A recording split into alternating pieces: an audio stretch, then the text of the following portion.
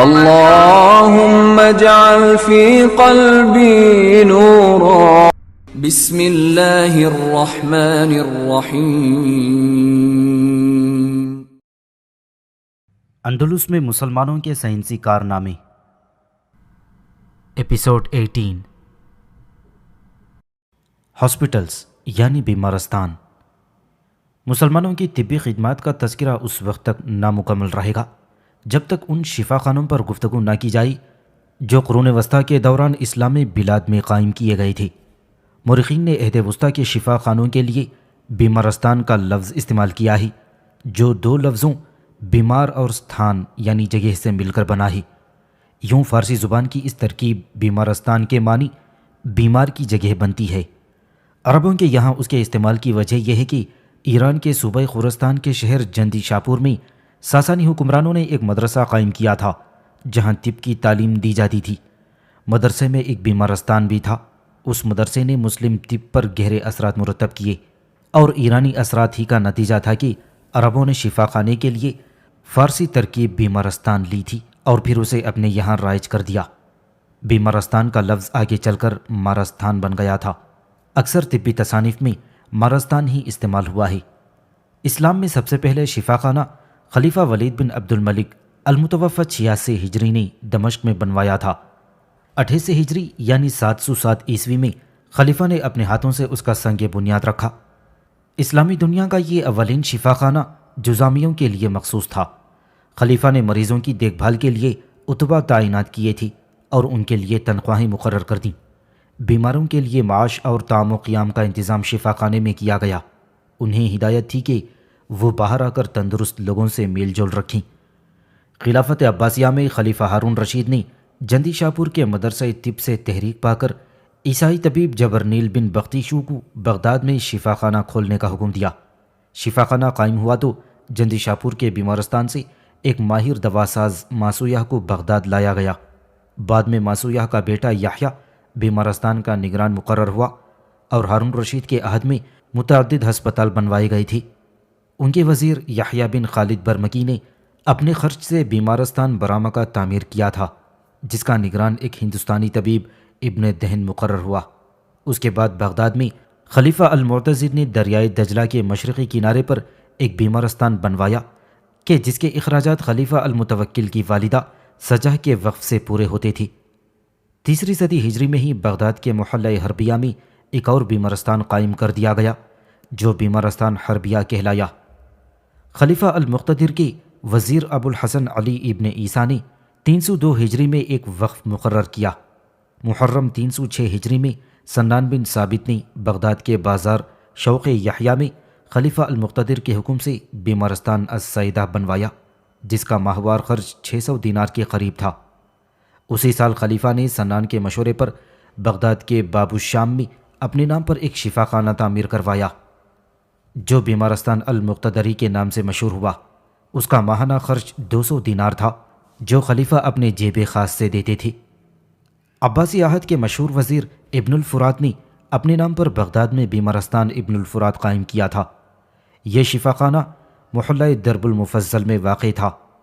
پھر مزید 4 صدی ہجری یعنی 10ویں صدی عیسوی میں خلافت اسلامیہ کا سب سے شاندار ہسپتال 372 ہجری میں بنوایا جو بیمارستان آزادی کے نام سے مشہور ہوا. بیمارستان ازدی نہ صرف بغداد بلکہ عالم اسلام کا بہترین شفا خانہ تھا.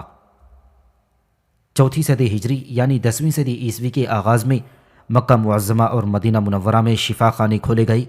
اسی زمانے میں رے اور نشاپور میں کئی بیمارستان بنوائے گئے. رے کا بیمارستان بہت بڑا تھا. مصر میں سب سے پہلے خلیفہ المتوکل کے وزیر فتح بن قاقان نے ہسپتال بنوایا جو بیمارستان مغافر کے نام سے مشہور ہوا. بعد ازاں احمد بن طولون نے جب وہ مصر کے والی بنے تو انہوں نے اپنے نام پر ایک بڑا بیمارستان بنوایا جو بیمارستان احمد بن طولون کہلایا. مصر کا ایک اور بیمارستان کافوری کے نام سے مشہور تھا. اسلامی مملکت کا سب سے شاندار شفا خانہ بغداد کا بیمارستان آزادی تھا جس کی تقلید میں مختلف شہروں میں بڑے بڑے بیمارستان بننے لگے. 6 صدی ہجری میں نور الدین زنگی نے ایک بڑا شفا خانہ تعمیر کروایا جو بیمارستان کبیر دمشق کہلایا. اسی صدی میں سلطان صلاح الدین ایوبی نے قاہرہ کی شاہی ایوان میں بیمارستان صلاح الدین غازی بنوایا۔ شفا خانے کی دیواروں پر مکمل قرآن مجید لکھا ہوا تھا۔ پھر صلاح الدین ایوبی نے سکندریہ میں بھی ایک ہسپتال تعمیر کروایا جس کا تذکرہ مورخین نے کیا ہے۔ بغداد کے بیمارستان عزدی اور دمشق کے بیمارستان کبیر کے بعد سلطان منصور قلاؤن نے قاہرہ میں ایک بہت بڑا ہسپتال بنوایا۔ یہ شفا خانہ انہوں نے ایک بڑے محل میں قائم کیا تھا۔ ملک منصور نے محل کی عمارت کے علاوہ متعدد عمارت بنوائیں جن کی تعمیر میں مصر کے تمام مزدور اور 300 قیدی ہر روز کام کرتے تھے، اور بادشاہ خود بھی روزانہ عمارات کے ملاحظے کے لیے آتا۔ 11 ماہ لگاتار کام کے بعد 683 ہجری میں یہ عظیم الشان ہسپتال پایا تکمیل کو پہنچا۔ جس محل میں یہ بیمارستان کھولا گیا اس کا احاطہ 10,600 گز تھا، اور اس عمارت کے ستون سنگ مرمر اور سنگ رخام سے تیار کروائے گئے تھی۔ یہ ہسپتال مارستان المنصور کے نام سے مشہور ہوا۔ ولڈورانٹ کے بقول یہ قرون وسطیٰ کا سب سے بڑا ہسپتال تھا۔ مصر کے علاوہ افریقہ کے دوسرے اسلامی خطوں میں بھی ہسپتال قائم کیے گئے تھے۔ سلطان یعقوب المنصور الموحدی نے مراکش میں ایک بہت بڑا بیمارستان بنوایا۔ مرینی سلاطین نے یعقوب المنصور کے شفا خانوں کو نہ صرف باقی رکھا بلکہ خود بھی متعدد شفا خانے تعمیر کروائی۔ اور پھر سلطان عبد الغالب معیست السعدی نے مراکش میں ایک اور ہسپتال تعمیر کروایا۔ ترکی کے سلاطین نے بھی شفا خانوں کے قیام کے دوران خاص توجہ دی۔ ان کے یہاں ہسپتال کے لیے بیمارستان اور مارستان کے علاوہ دارالشفا، دارالعافیہ اور تیمار خانہ کے الفاظ بھی استعمال ہوتے رہے تھے۔ سب سے پہلا سلجوقی دارالشفا 602 ہجری میں قیصر میں قائم کیا گیا تھا۔ بعد ازاں دوسرے مقامات سیواس، دیورہی، چانکیری، قسطمونی، قوینہ، توقاد، ارزروم، ارزنجان، ماردین اور اماسیہ میں شفا خانے کھولے گئے، اور عثمانی سلاطین نے سب سے پہلا ہسپتال دارالشفا یلدرم کے نام سے بروسا میں 802 ہجری میں کھولا تھا۔ اس کے بعد 875 ہجری میں محمد دوم الفاتح نے دارالشفا فاتح تعمیر کیا۔ پھر 9ویں صدی ہجری کے آخر میں ادرنا میں دریا کے کنارے ایک عمارت بنوائی اور اس کے ایک حصے میں شفا خانہ کھولا گیا۔ اس کی تعمیر 8 برسوں میں مکمل ہوئی۔ 10ویں صدی ہجری یعنی 16ویں صدی عیسوی کے دوران استنبول میں 3 بڑے ہسپتال کھولے گئے۔ ان میں سلیمان اعظم کی بیوی خرم سلطان کے نام پر خاسکی کا بیمار خانہ تعمیر کیا گیا۔ پھر 963 ہجری میں سلیمان کے نام پر ایک اور دارالشفا اور مدرسہ طب وجود میں آئے۔ سلطان مراد ثالث کی والدہ نور بانو سلطان کے نام پر توپتاشی کا بیمار خانہ 991 ہجری میں بنوایا گیا۔ پھر اگلی صدی کے دوران یعنی 1025 ہجری میں استنبول میں ایک اور ہسپتال قائم ہوا۔ خلافت عثمانیہ کے آخری دور کے شفا خانوں میں استنبول میں بچوں کا شیشے دار شفا خانے کا بھی ذکر ملتا ہے، جسے سلطان عبد الحمید ثانی نے 1316 ہجری میں بنوایا تھا۔ بڑے ہسپتالوں کے علاوہ سلطنت ترکی کے دوسرے مقامات پر بھی شفا خانے کھولے گئے تھے۔ مسلم اسپین میں بھی شفا خانوں کے قیام میں خلفاء نے خاص دلچسپی لی۔ قرطبہ میں ایک بڑا ہسپتال کھولا گیا جس کے چیف سرجن ابو القاسم زہروی تھے۔ غرناطہ اور دوسرے شہروں میں بھی متعدد شفا خانے بنوائے گئے۔ ہسپتالوں میں مسلمانوں کی دلچسپی کا اندازہ اس سے لگایا جا سکتا ہے کہ صرف قرطبہ میں 3 درجن سے زائد شفا خانے موجود تھے۔ ہسپتالوں کے قیام میں بر صغیر ہندو پاک کے مسلم سلاطین بھی اپنے ہم مذہبوں سے پیچھے نہیں رہے۔ محمد تغلق کے عہد حکومت میں 1200 اتباع سرکاری ملازم تھے۔ صرف پایا تخت دہلی میں چھوٹے بڑے شفا خانوں کی تعداد 70 تھی۔ ان کے جانشین فیروز شاہ تغلق نے مزید 5 شفا خانوں کا اضافہ کیا۔ فیروز شاہ تغلق نے تخت نشین ہونے کے بعد ایک فرمان جاری کر دیا جس میں 100 شفا خانے قائم کرنے کا حکم بھی شامل تھا۔ پھر مغل حکمرانوں میں جلال الدین محمد اکبر نے متعدد دارالشفا قائم کروائی جن میں سے کئی اکبر آباد میں تھے۔ جہانگیر نے 1014 ہجری میں تخت نشین ہونے کے ساتھ ہی حکم دیا کہ بڑے شہروں میں شفا خانے کھولے جائیں اور بیماروں کے علاج کے لیے اتباع مقرر کیے جائیں جن کے اخراجات سرکاری خزانے سے دیے جائیں گے۔ شاہجہاں، اورنگزیب اور ان کے بعد کے حکمرانوں نے بھی بڑے بڑے شہروں میں شفا خانے قائم کیے تھے جنہیں بخوف طوالت یہاں نظر انداز کیا جائے گا۔ قرون وسطیٰ کے دوران خلافت اسلامیہ کے مختلف شہروں میں شفا خانوں کا جال پھیلا دیا گیا تھا۔ خراسان، موصل، سلب، سکندریہ وغیرہ میں ان گنت شفا خانے قائم کیے تھے۔ مورخوں اور سیاحوں نے جو چشمدید حالات بیان کیے ہیں ان کے مطابق بغداد میں 60 شفا خانے تھے۔ قرطبہ کے شفا خانوں کی تعداد 50 تھی۔ اکیلے استنبول میں ترکوں نے 5 صدیوں کے اندر 70 شفا خانے قائم کیے تھے۔ قاہرہ، دمشق اور دوسرے بڑے شہروں کا حال اس سے مختلف نہ تھا۔ میکس میرہاف کا بیان ہے، Hospitals were early founded, probably on the models of the old and celebrated Academy Hospital of the Jandishapur. From the Persian name for this is derived the title used for the hospital throughout the Islamic world was Bimaristan. We have authentic confirmation concerning at least 34 such institutions. They were distributed through the Islamic world from Persia to Morocco, from northern Syria to Egypt. ہسپتال شروع میں ہی قائم کیے گئے اور یہ غالباً قدیم اور مشہور مدرسہ جندی شاپور کے نمونے پر بنوائے گئے تھے، جس میں ایک بیمارستان بھی تھا، اور اسلامی دنیا میں اسی سے ہسپتال کے لیے بیمارستان کی اصطلاح اخذ کی گئی ہے۔ ہمارے پاس کم از کم 34 ایسے اداروں کے بارے میں مستند معلومات موجود ہیں جو ایران سے مراکش اور شمالی شام سے مصر تک پھیلے ہوئے تھے۔ یہ امر ملحوظ رہے کہ میکس میرہاف کا یہ بیان عہد زرعی یعنی 900 سے 1100 عیسوی تک کے ہسپتالوں تک محدود ہے، اور اس میں بھی مسلم اسپین شامل نہیں ہے۔ شفا خانوں کی طرح مسلمانوں نے پاگلوں کے لیے دارالمجانین کے نام سے پاگل خانے بھی تعمیر کروائے تھے۔ اسلام میں سب سے پہلا پاگل خانہ خلیفہ منصور نے بنوایا، جسے دارالمجانین کہتے ہیں۔ 3 صدی ہجری میں واسط اور بغداد کے درمیان دیرکل کے مقام پر ایک پاگل خانہ تھا، اور 6 صدی ہجری میں دمشق میں ایک پاگل خانہ بنوایا گیا جس میں پاگلوں کا علاج کیا جاتا تھا۔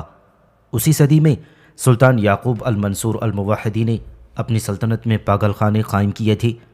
مستقل پاگل خانوں کے علاوہ ہسپتالوں میں بھی پاگلوں کے لیے علیحدہ وارڈ تھے۔ قاہرہ میں بیمارستان احمد بن طولون میں پاگلوں کے لیے مخصوص وارڈ بنے ہوئے تھے۔ قاہرہ میں بھی سلطان صلاح الدین ایوبی کے بنائے ہوئے بیمارستان میں پاگلوں کے علاج کے لیے الگ الگ مکانات تھی جو ایک علیحدہ وسیع احاطے میں تھے۔ دریچوں میں لوہے کی جالیاں بھی لگی ہوئی تھیں۔ ولڈورانٹ قرون وسطیٰ کی مسلم شفاخانوں کا ذکر کرتے ہوئے لکھتے ہیں، asylums for the care of insane existed all the major cities of Islam. دیوانوں کے لیے تمام بڑے مسلم شہروں میں پاگل خانے بنے ہوئے تھے۔ قرون وسطیٰ کے مسلم شفاخانوں میں بعض غیر ملکیوں، پردیسیوں، غریبوں اور بیمار مسلمانوں ہی کے لیے مخصوص ہوتے تھے۔ سلطان یعقوب المنصور الموحدی نے اپنے دارالسلطنت میں ایک شاندار ہسپتال بنوایا جس میں ان لوگوں کا علاج کیا جاتا تھا جو غریب الدیار یا پردیسی ہوتی تھی۔ 7ویں صدی ہجری میں بنو نصر کے سلطان محمد پنجم نے غرناطہ میں ایک شاندار شفاخانہ کھولا جس میں صرف بیمار اور غریب مسلمانوں کا علاج ہوتا تھا۔ سلطان ابو الفارس الحفصی نے مفلس، غریب الدیار اور بیمار مسلمانوں کے لیے ایک شفاخانے کی بنیاد ڈالی جو 823 ہجری میں مکمل ہوا۔ اسلامی قلمرو کے دوسرے شہروں میں بھی اسی طرح کے ادارے قائم ہوئے تھے۔ مغرب کے مسلم حکمرانوں نے شفا خانوں کے علاوہ مسافروں کے لیے شہروں کے باہر منزل بھی بنوائی جہاں مسافر قیام کرتے تھے، انہیں تراویح کہتے ہیں۔ مسلمانوں نے 4 صدی ہجری یعنی 10ویں صدی عیسوی میں جیل خانوں میں قیدیوں کے علاج معالجے کا بندوبست کیا تھا۔ المقتدر کے وزیر ابو الحسن علی ابن عیسیٰ نے افسر العتبا سنان بن ثابت کو حکم دیا تھا کہ عتبا کی ایک جماعت مقرر کی جائے جو روزانہ جیلوں میں جا کر بیمار قیدیوں کا علاج کرے۔ سنان نے حکم کی تعمیل کی اور عتبا کا عملہ مقرر کر دیا۔ یہ لوگ روزانہ ہر جیل میں جا کر معائنہ کرتے، بیمار قیدیوں کا علاج کیا جاتا اور حسب ضرورت ان کے لیے ایسی غذا تیار کروائی جاتی جس میں گوشت نہیں ہوتا تھا بلکہ دھنیا وغیرہ ڈال کر بیماروں کے لیے پکتا تھا۔ اسے مزورات کہتے تھے۔ گشتی ہسپتالوں کا قیام بھی اسی وزیر کی یادگار ہے۔ انہوں نے سنان بن ثابت کو حکم دیا تھا کہ عتبہ کی ایک جماعت ادویات اور سامان ساتھ لے کر دیہات میں گشت کرتے پھرے۔ چنانچہ سنان نے تجربے کار ڈاکٹروں کا یہ عملہ تیار کیا۔ یہ لوگ دیہات میں گشت لگا کر ہر گاؤں میں پہنچ جاتے تھے۔ ان کے ساتھ گشتی دواخانہ اور ضروری سامان ہوا کرتا تھا۔ بقدر ضرورت ہر گاؤں میں قیام کر کے کسانوں اور نادار لوگوں کا علاج کرتے تھے۔ وزیر کی طرف سے ہدایت تھی کہ علاج میں مسلم اور غیر مسلم میں فرق نہ کیا جائے، البتہ حیوان سے پہلے انسان اور غیر مسلم سے پہلے مسلم کا علاج کیا جائے۔ کسی گاؤں میں پہنچ کر اگر راہ ہموار نہ ہو تو تب تک وہیں قیام کیا جائے جب تک کہ مناسب انتظام نہ ہو جائے۔ ول ڈورانٹ نے ان اقدامات کے علاوہ پاگلوں کے علاج کا تذکرہ بھی کیا ہے۔ The physician Wazir Ali ibn Sina organized a staff of doctors to go from place to place to tend the sick in 1931 AD. Certain physicians made daily visits to jails. There was an especially humane treatment of the insane. وزیر علی ابن عیسیٰ جو طبیب بھی تھے، انہوں نے ڈاکٹروں کا عملہ تربیہ دیا تھا تاکہ وہ جگہ جگہ جا کر بیماروں کا علاج کرے۔ اتبا کی ایک جماعت روزانہ جیلوں میں جا کر معائنہ کرتی تھی۔ پاگلوں کا علاج خاص ہمدردی سے کیا جاتا تھا۔ گشتی ہسپتال کی روایت کا آغاز 319 ہجری بمطابق 931 عیسوی میں ہوا تھا۔ ایک صدی کے اندر گشتی ہسپتال رائج ہو گئے تھے۔ میکس میرہاف کا بیان ہے، ٹریولنگ ہاسپٹلز ویر نون ان دا 11th سینچری۔ گشتی شفا خانے 11ویں صدی عیسوی میں معروف تھے۔ فوج کی طبی ضروریات پوری کرنے کے لیے ایسے شفا خانے قائم کیے گئے تھے جو سفر و حضر میں فوج کے ساتھ ہوتی تھی۔ سلطان محمود سلجوقی کا لشکر جب چلتا تو ان کا شفا خانہ 40 اونٹوں پر لدا ہوتا تھا، جس کی حفاظت کے لیے ایک فوجی دستہ متعین تھا۔ فوج کے ساتھ جو اتباع ہوتی تھی وہ نہایت تجربے کار اور باصلاحیت ہوتی تھی۔ مسلم شفا خانوں کے انتظام کے متعلق مورخوں نے مکمل تفصیلات فراہم کی ہیں۔ میکس میرہاف لکھتے ہیں، The Islamic chronicles give very exact information concerning the administration of these institutions. We know not only their budgets, but even the amount of salaries of physicians, occultists and employees. اسلامی تاریخوں میں ان اداروں کے انتظام کے بارے میں بہت ہی درست معلومات دی گئی ہیں۔ ہم نہ صرف ان اداروں کے ذرائع آمدنی سے باخبر ہیں، بلکہ اتباع ماہرین امراض چشم اور ملازموں کی تنخواہیں بھی معلوم ہوتی ہیں۔ مسلم بیمارستانوں کے مصارف کے لیے سرکار یا بعض اوقات عمرہ کی طرف سے اوقاف مقرر ہوتے تھے، جن کی سالانہ آمدنی سے ہسپتال کا خرچہ چلتا تھا۔ اوقاف متولی یا محتمم کے زیر نگرانی ہوتے تھے اور وہی شفا خانوں کی ضروریات کے لیے رقم مہیا کرتے تھے۔ بغداد کے بیمارستان عزدی کے لیے عز الدولہ نے 7.5 لاکھ درہم سالانہ کی جاگیر وقف کر رکھی تھی۔ ملک منصور قلاؤنی نے قاہرہ میں بیمارستان الکبیر المنصوری بنوایا تو اخراجات کے لیے 10 لاکھ درہم سالانہ کے اوقاف مقرر کر دیے تھے۔ عہد وسطیٰ کے ان طبی اداروں کا نظم و نسق چلانے کے لیے ایک مکمل انتظامیہ موجود تھا۔ ہر شفا خانے کی نگرانی ایک بڑے طبیب کے ذمے ہوتی تھی جسے ساعور کہتے تھے۔ حکومت اپنی طرف سے اس شخص کو ساعور مقرر کرتی تھی جو اعلیٰ درجے کا طبیب ہوتا تھا۔ ہسپتال کا عملہ ساعور کی نگرانی میں کام کرتا اور یہ عہدہ سب سے پہلے بخششو کو ملا تھا۔ بغداد کے بیمارستان رشیدی میں یوحنا ابن ماسویہ رئیس الاتباء یعنی ساعور تھے، اور جندی شاپور کے بیمارستان میں یہ عہدہ مشہور طبیب صابور بن سہل کو ملا ہوا تھا۔ رے کے ہسپتال میں ابو بکر رازی ساعور کے عہدے پر فائز تھے۔ بعد میں جب وہ بغداد چلے گئے تو انہیں 100 سے زائد اتباء میں سے منتخب کر کے بڑے ہسپتال کا ساعور بنا دیا گیا، اور پھر مختلف زمانوں میں جبرائیل بن عبید اللہ، ثابت بن سنان بن ثابت اور ابن التلمیذ جیسے اتباء بغداد کے شفا خانوں کے ساعور رہے۔ قاہرہ میں مہذب الدین عبد الرحیم ابن علی الدخوار مملوک عہد حکومت میں رئیس الاتباء کے عہدے پر فائز تھے۔ بیمارستان الکبیر المنصوری میں انہیں رئیس الاتباء مقرر کیا گیا تھا۔ ان کے نامور شاگرد ابن النفیس بیبرس کے دور سلطنت میں رئیس الاتباء تھے، اور عہد عباسی میں ہسپتالوں کی نگرانی کے لیے ایک منتظم عمومی کا تقرر کیا گیا تھا۔ خلیفہ المقتدر کے وزیر ابو الحسن علی ابن عیسیٰ نے 302 ہجری میں بغداد، مکہ اور مدینہ کی شفا خانوں کی نگرانی کا کام ابو عثمان سعید بن یعقوب الدمشقی کو تفویض کیا تھا۔ منتظم عمومی کی حیثیت سے یہ غالباً پہلے شخص تھے۔ ان کے انتقال کے بعد سنان بن ثابت کو طبی اداروں کے نظم و نسق سنبھالنے کا کام تفویض ہوا تھا۔ سنان شاہی طبیب تھے، مگر انہیں منتظم عمومی کی حیثیت سے زیادہ شہرت ملی۔ جیسا کہ جارج سارٹن کہتے ہیں، his main title to fame is his brilliant administration of Baghdad hospitals and his efforts to raise the scientific standards of this medical profession. ان کی شہرت کی سب سے بڑی وجہ بغداد کے شفا خانوں کا بہترین انتظام اور طبی پیشے کا معیار بہتر بنانے کے اقدامات ہیں۔ سنان بن ثابت کی اصلاحات اور انتظامی اقدامات نے طب کے وقار میں 4 چاند لگائے ہیں۔ 319 ہجری بمطابق 931 عیسوی میں خلیفہ المقتدر کو شکایت پہنچی کہ کسی نیم حکیم کے غلط علاج سے ایک شخص جان سے ہاتھ دھو بیٹھا۔ خلیفہ نے شہر کے محتسب کو حکم دیا کہ جب تک سنان بن ثابت کے دستخط سے عتبہ کے پاس اجازت نامے نہ ہوں انہیں متب رکھنے سے روک دیا جائے۔ خلیفہ کے حکم پر سنان نے عتبہ کا امتحان لینے کا طریقہ رائج کیا۔ ساٹن کا بیان ہے، In the year 931 to 932 AD, the Baghdad leeches were forbidden to practice unless they had been examined and received a state diploma. And Sannan, who was in charge of this, examined more than 800 of them. 931 سے 932 عیسوی میں Baghdad کے عتبہ کو اس وقت تک متب رکھنے سے روک دیا گیا تھا جب تک کہ ان کا امتحان نہ لیا جائے اور وہ سرکاری سند حاصل نہ کر لیں۔ سنان جن کے ذمے یہ کام تھا انہوں نے 800 سے زائد عتبہ کا امتحان لیا تھا۔ امتحان سے شاہی عتبہ اور مسلمہ صلاحیت کے معالج مستثنیٰ کر دیے گئے تھے۔ بغداد کے غیر معروف عتبہ کی تعداد تقریباً 1000 تھی۔ سنان بن ثابت نے ان کا امتحان لیا اور جو طبیب جس فن میں ماہر پایا گیا اسے صرف اسی فن میں علاج کرنے کی سند دی گئی۔ امتحان میں 1000 عتبہ میں سے صرف 700 امیدوار کامیاب ہوئے۔ ناکام امیدواروں کو متب کرنے سے روک دیا گیا۔ سنان بن ثابت کے اس طریقہ کار کا نتیجہ یہ ہوا کہ متب کرنے کے لیے یا علاج کرنے کے لیے سرکاری کی سند لازمی ہو گئی۔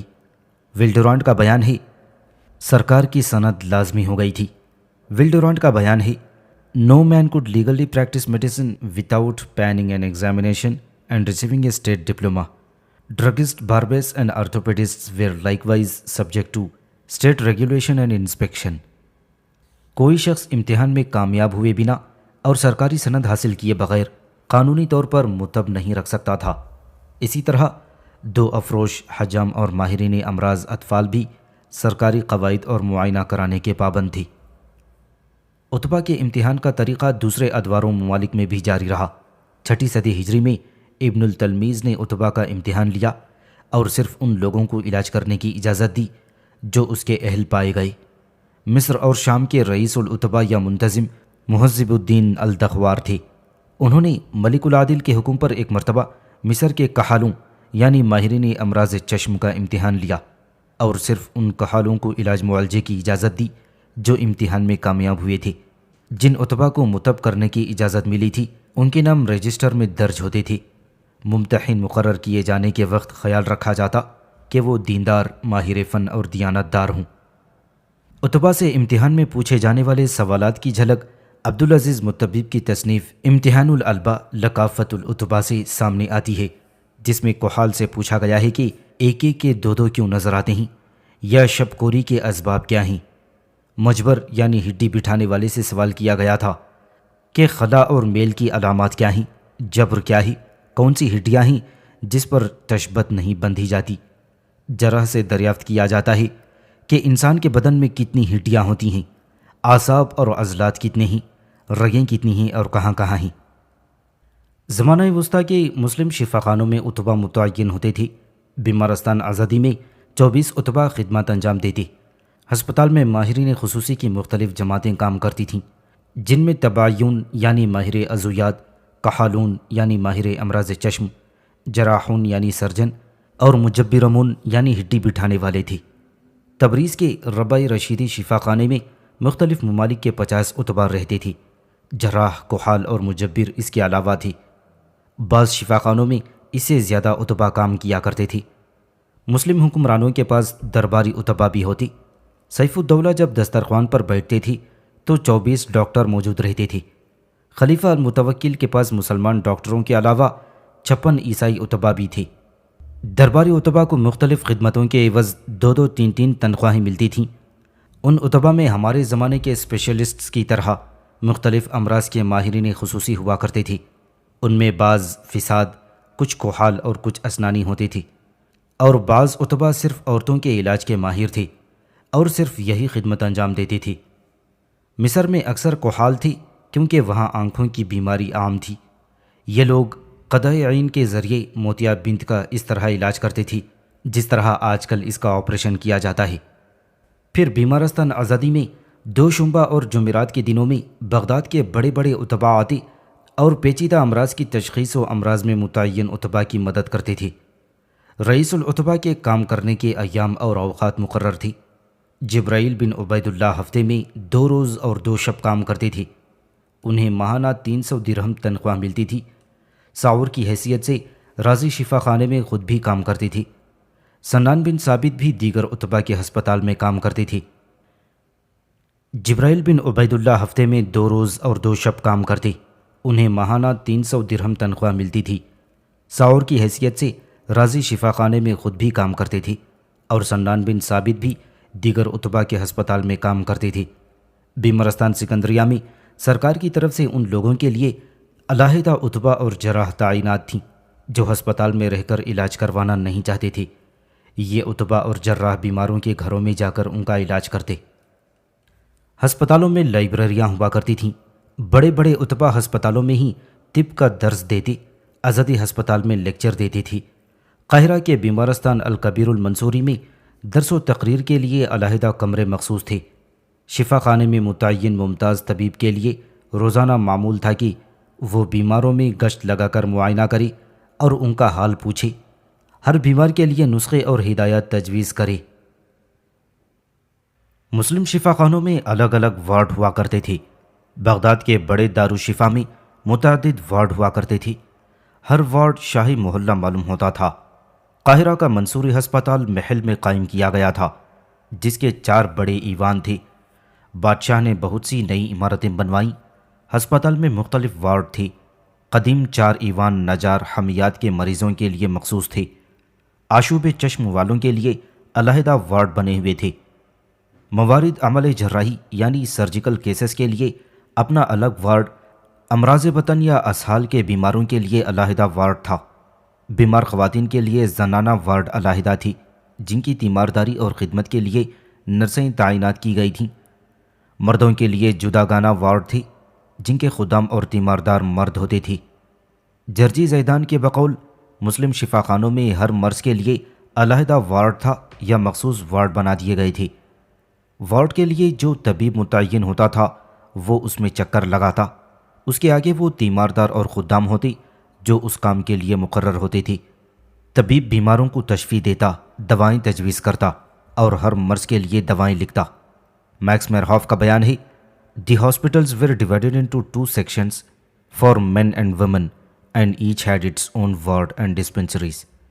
شفا خانے 2 حصوں میں منقسم ہوتے، ایک حصہ مردوں اور دوسرا عورتوں کے لیے مخصوص ہوتا۔ ہر حصے میں اپنا وارڈ اور ایک دواخانہ ہوتا۔ ہسپتالوں میں ادویات وافر مقدار میں موجود ہوتیں۔ یہ دوائیں دور دراز ممالک سے یا شہروں سے منگوائی جاتیں۔ ربع رشیدی میں طبی افسر نے مختلف قسم کے روغنوں کی فوری ضرورت محسوس کی تو رشید الدین نے علاء الدین ہندو کو خط لکھا کہ یہ روغن مہیا کیے جائیں۔ خط میں بکمال صحت و احتیاط بتایا گیا تھا کہ یہ روغن کس مقدار میں کہاں سے حاصل کیے جائیں۔ ہر ایک روغن کی مقدار 1 سے 300 من تک لکھی گئی ہے اور ہدایت کی گئی تھی کہ شیراز سے 6، بصرہ سے 7، ایشیائی کوچک سے 6، بغداد سے 9، شام سے 3 اور حلا سے 3 قسموں کے روغن فراہم کیے جائیں۔ ہر ایک مقام پر الگ الگ ہرکارہ بھیجا جائے تاکہ تاخیر نہ ہو۔ اسی شفا خانے کے لیے رشید الدین نے اپنے بیٹے جلال الدین کو، جو ایشیائی کوچک کا حاکم تھا، اسے ایک خط میں مطالبہ کیا تھا کہ وہ ہر سال غارقون، بادیان، مستلگی، استو خدس، افتیمون اور کملیہ ارسال کرے۔ ہر دوا کی مقدار 50 سے 100 من تک ہو۔ اور خود رشید الدین کے پاس شربت کی 1000 سراہیاں تھیں۔ یہ سراہیاں بے حد خوبصورت تھیں۔ ہر سراہی پر اس شربت کا نام درج ہے جس کے لیے وہ بنائی گئی تھیں۔ علاوہ ازیں معجونوں اور لحوقوں کے لیے چینی ڈبے تھی۔ رشید الدین طبیب نے سلطان علاء الدین کے عہد میں ہند کا دورہ کیا تھا، جس کا ایک مقصد یہ تھا کہ ہندوستان سے وہ مفردات فراہم کیے جائیں جو فارس میں دستیاب نہ تھے۔ چنانچہ علاء الدین نے رشید الدین طبیب کو جو تحائف بصرے کی بندرگاہ کے راستے سے بھیجے، ان میں 20-22 دوائیں شامل تھیں۔ بیمارستان منصوری میں روزانہ خرچ ہونے والی معمولی دواؤں کو چھوڑ کر خاص دواؤں میں صرف شربت انار کے 500 رطل خرچ ہوتے تھے۔ ادویہ سازی میں ماہر دوا ساز ملازم رکھی جاتی تھی۔ بیمارستان رشیدی کے لیے جندی شاپور کے ہسپتال سے ماسویا جیسے ماہر دواساز کو لایا گیا تھا۔ ابن البزوق دوا سازی اور عطر سازی میں مشہور تھے۔ احمد تمیمی اور احمد عمر بنائی یونس کو ادویہ سازی اور ترکیب نسخہ جات میں خصوصی مہارت حاصل تھی۔ شفا خانوں میں ادویہ سازی کے لیے مخصوص کمرے اور گودام ہوتے تھے۔ نسخے تیار کرنے کے لیے الگ کمرے ہوا کرتے تھے۔ اسپین کے ایک طبیب نے ادویہ سازی میں درکار نادر پودوں کی کاشت کے لیے ایک نباتاتی باغ لگوا دیا تھا۔ یہ پودے وہ دوران سفر دوسری جگہوں سے لائے تھے۔ ادویہ سازی پر صابر بن سہل کی تصنیف قرابادیں شفا خانوں میں رائج تھیں اور سیاد اللہ کی دکانوں پر بھی یہی استعمال ہوتی تھی۔ بعد میں ابن التلمیذ نے معجز بیمار ستانی تصنیف کی تو شفا خانوں میں اس کا بھی رواج ہوا۔ بیمارستانوں میں استعمال ہونے والی دواؤں کے بارے میں انہوں نے ایک اور رسالہ مقالہ امینیہ فی الادویہ البیمارستانیہ تحریر کیا تھا۔ مسلم شفا خانوں میں وسیع انتظامی عملہ ہوتا تھا۔ ان میں دوائیں کوٹنے والے، نسخے تیار کرنے والے، مرہم پٹی لگانے والے، کھانا پکانے والے، خدام، منشی اور طبی افسر ہوتے تھے۔ شفا خانوں میں رہائشی مکانات بھی ہوتے تھے جہاں طبی افسر اور انتظامی عملے کے دوسرے افراد قیام کرنے تھے۔ قاہرہ کے بیمارستان منصوری میں بیماروں کے کپڑے دھونے، مریضوں کو غسل دینے، کمروں اور بستروں کی صفائی اور دوسری خدمتوں کے لیے نوکر اور نرسیں مقرر تھیں۔ خدمت کے لیے ہر مریض کو 2 محافظ اور نگران میسر تھے۔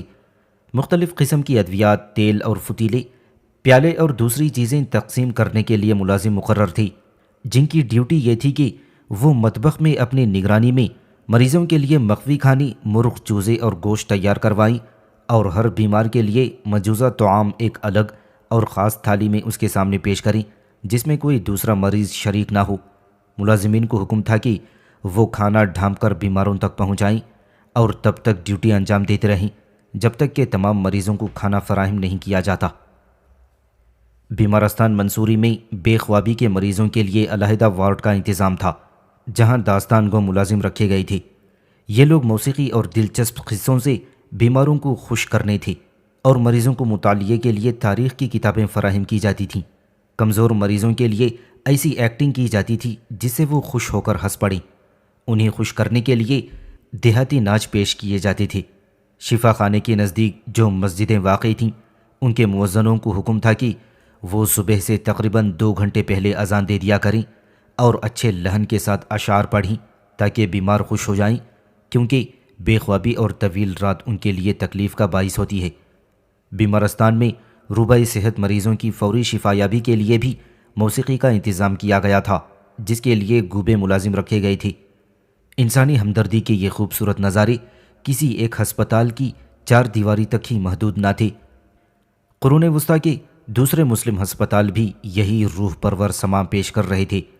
ادرنا کے شفا خانے میں 10 موسیقار تعینات تھی جو ساز بجا کر مریضوں کی دل بہلائی کا فرض انجام دیتے تھے۔ ازمنۂ وسطیٰ کے مسلم شفا خانوں میں بیماروں کے درمیان کوئی امتیاز نہیں برتا جاتا تھا۔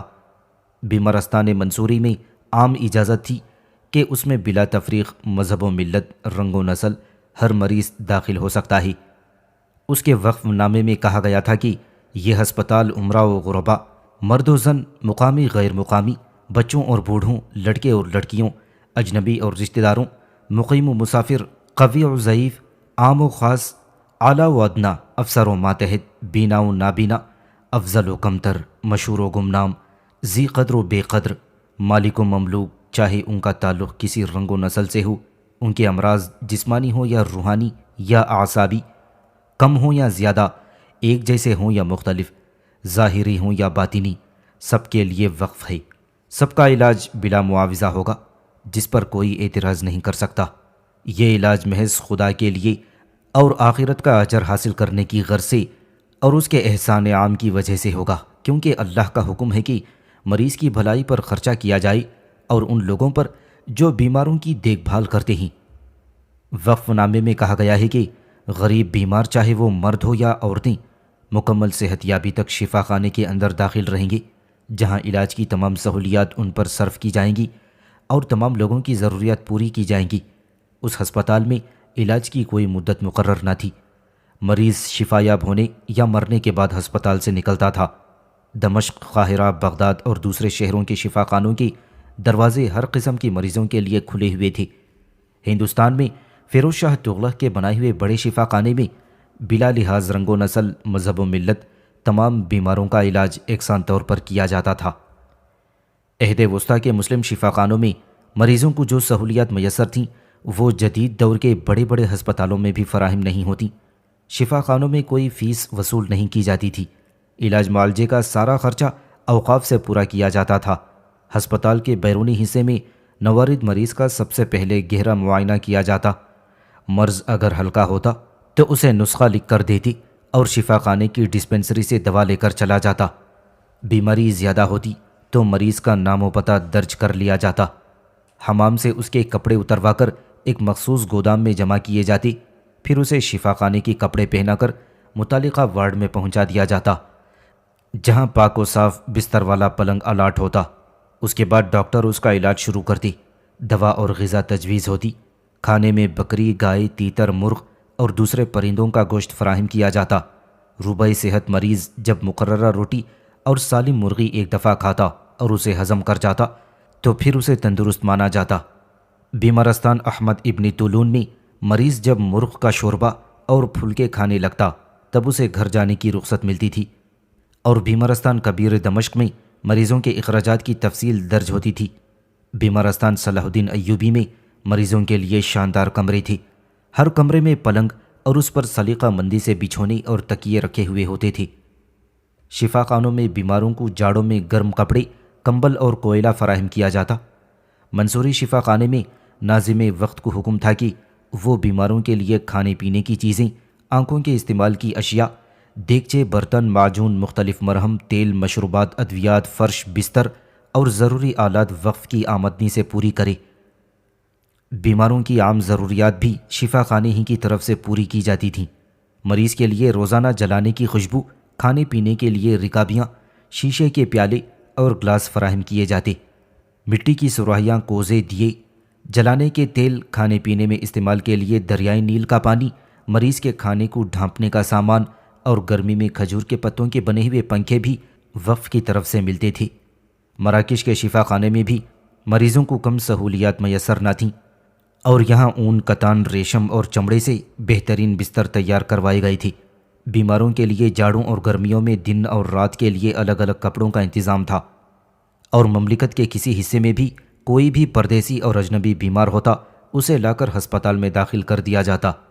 پھر بیمارستان آزادی بغداد میں کمزور اور فقیر مریض کشتیوں میں لائی جاتی تھی، جہاں ڈاکٹر صبح شام ان کا علاج کرتے۔ ڈاکٹر مصطفیٰ سبائی نے طرابلس کے ایک عجیب وقف کا ذکر کیا ہے۔ اس وقف کی آمدنی ایسے دو آدمیوں کے لیے مخصوص ہے جو ہر روز شفا خانوں میں جائیں اور بیماروں کے پاس آپس میں سرگوشی کے انداز میں اس طرح باتیں کریں کہ مریض سن لے اور وہ ان کی باتوں سے یہ اثر لے کہ اب اس کی حالت بہت اچھی ہو رہی ہے۔ اس کا چہرہ سرخ معلوم ہوتا ہے اور آنکھوں میں چمک ہے۔ ہسپتال میں داخل مریضوں کے لیے انواع و اقسام کے لذیذ کھانے، بہترین میوے اور پھل، قسم قسم کی مشروبات میسر ہوتیں، جنہیں دیکھ کر کوئی بھی تندرست آدمی بیمار بن جاتا۔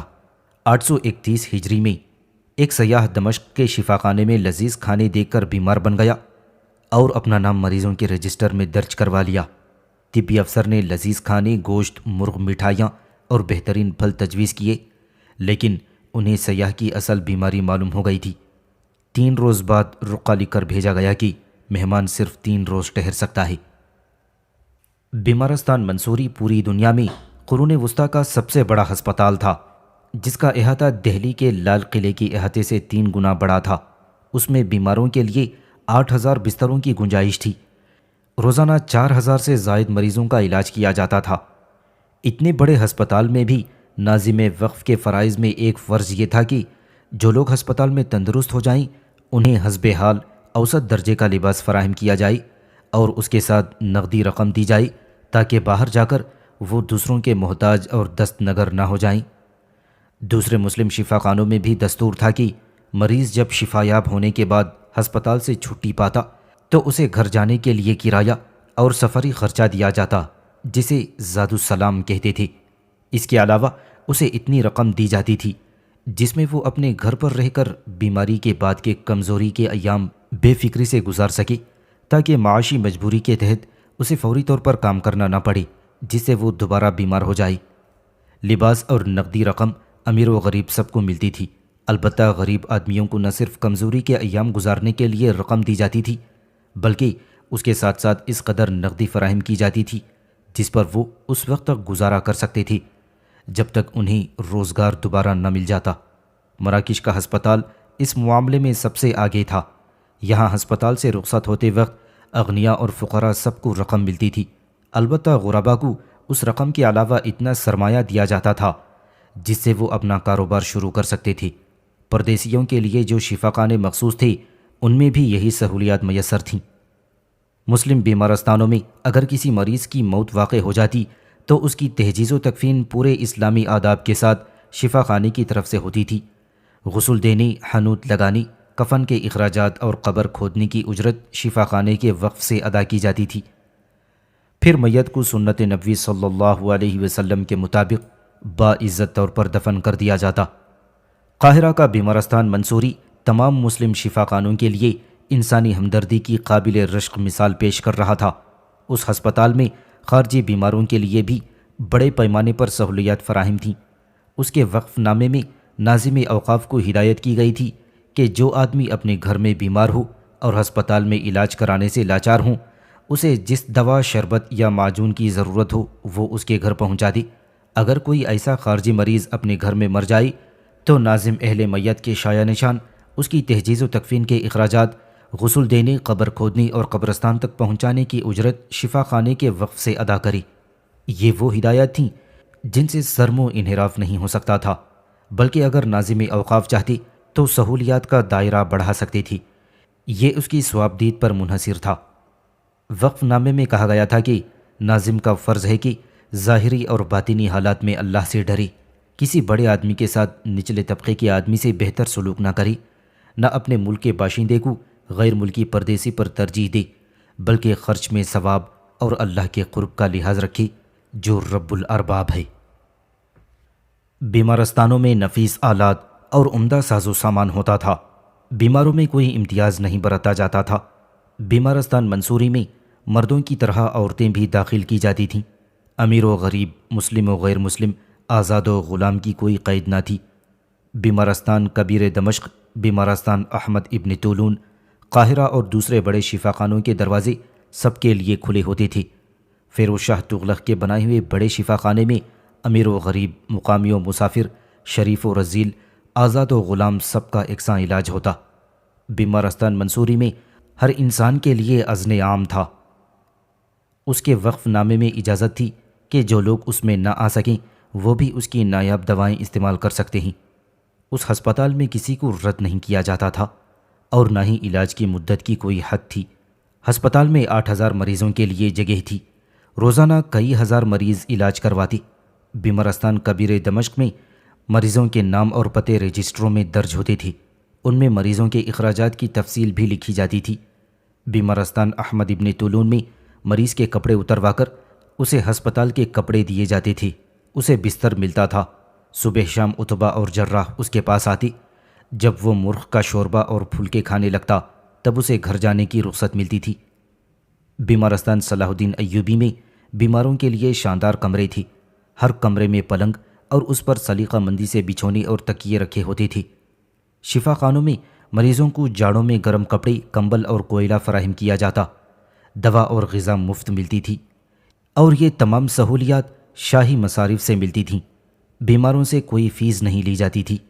بیمارستانوں میں انواع و اقسام کے کھانے میسر ہوتے تھے۔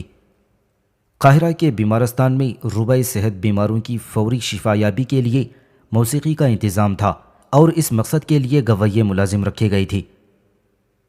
ادرنا کے شفاخانوں میں 10 موسیقاروں کا عملہ تعینات تھا جو ساز بجا کر مریضوں کی دل بہلائی کا فرض انجام دیتا تھا۔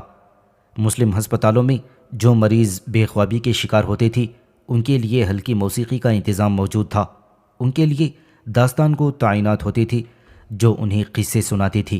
ایسے مریضوں کو مطالعے کے لیے تاریخ کی کتابیں فراہم کی جاتی تھیں۔ بیمارستانوں میں نہ صرف مریض کو علاج، کھانا اور اشیاء ضرور یہ ویلڈرانٹ نے قرون وسطیٰ کے مسلم شفاخانوں کے حسن انتظام کو اس طرح خراج تحسین ادا کیا ہے: Islam led the world also in the equipment and competence of its hospitals. One founded by Nuruddin at Damascus in 1160 AD gave free treatment and drugs during 3 centuries. For 267 years, we are told, its fires were never extinguished. Ibn Jubayr, coming to Baghdad in 1184 AD, marveled at great Bimaristan-e-Azadi, a hospital rising like some royal palace along the banks of Tigris. Have food and drugs were given to the patients without charge. In Cairo, in 1285 AD, Sultan Qawlun began the Maristan al-Mansur, the greatest hospital of the Middle Ages. Within a spacious quadrangular enclosure, 4 buildings rose around a courtyard adorned with arcades and cooled with fountains and brooks. There were separate wards for the diverse diseases, and for convalescents, laboratories, a dispensary, outpatient clinics, diet kitchens, baths and a library, a chapel, a lecture hall, and particularly pleasant accommodations for the insane. Treatment was given gratis to men and women, rich and poor, slave and free, and also sum of money was disbursed to each convalescent on his departure, so that he need not at once return to the work. The sleepless were provided with soft music, professional storytellers, and perhaps books of history. Asylums for the care of the insane were built in all the major cities of Islam. اسلام نے شفا خانوں کے آلات اور حسن انتظام کے معاملے میں بھی دنیا کی رہنمائی کی ہے. دمشق کا ایک ہسپتال جس کی بنیاد نور الدین زنگی نے 1160 عیسوی میں ڈالی تھی، 3 صدیوں تک مفت علاج اور دوا فراہم کرتا رہا. بتایا جاتا ہے کہ اس کے چولہے کی آگ 267 سال تک کبھی نہیں بجھی تھی. 1184 عیسوی میں ابن جبیر بغداد پہنچے تو بیمارستان آزادی دیکھ کر دنگ رہ گئے تھے. ہسپتال کیا تھا؟ دجلہ کے کنارے گویا شاہی محل تھا. یہاں مریضوں کو دوا اور غذا مفت ملتی تھی.